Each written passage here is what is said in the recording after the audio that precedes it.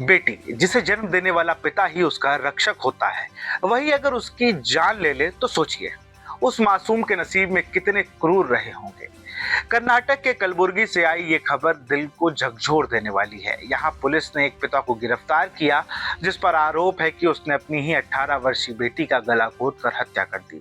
इतना ही नहीं, हत्या को आत्महत्या का रूप देने के लिए उसने बेटी के मुंह में कीटनाशक दिया और फिर अंतिम संस्कार की तैयारी करने लगा। लेकिन जैसे ही अंतिम संस्कार हो रहा था, पुलिस मौके पर पहुंच गई और आरोपी को वहीं से गिरफ्तार कर लिया। जांच में सामने आया कि बेटी का एक दूसरी जाति के युवक से प्रेम संबंध था।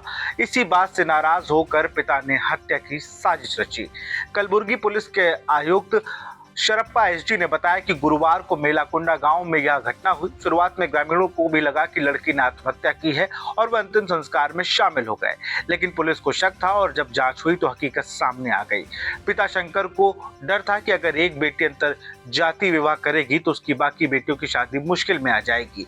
इसी वजह से उसने पहली बेटी को समझाने की कोशिश की, लेकिन जब बेटी अपनी बात पर अड़ी रही तो उसने बेरहमी से उसका गला घोंट दिया। एक पिता जिसने अपनी ही बेटी का गला दबा दिया, वजह क्योंकि उसने अपनी पसंद से प्यार करने की हिम्मत की थी।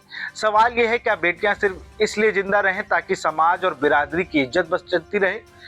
ये सिर्फ एक हत्या नहीं, ये उस सोच की लाश है जो आज भी इंसान से उसकी इंसानियत छीन रही है। और जब तक ऐसी सोच जिंदा है तब तक ये समाज कत्लगाह ही कहलाएगा। ऐसी खबरों के लिए देखते रहिए राष्ट्रवीर। नमस्कार।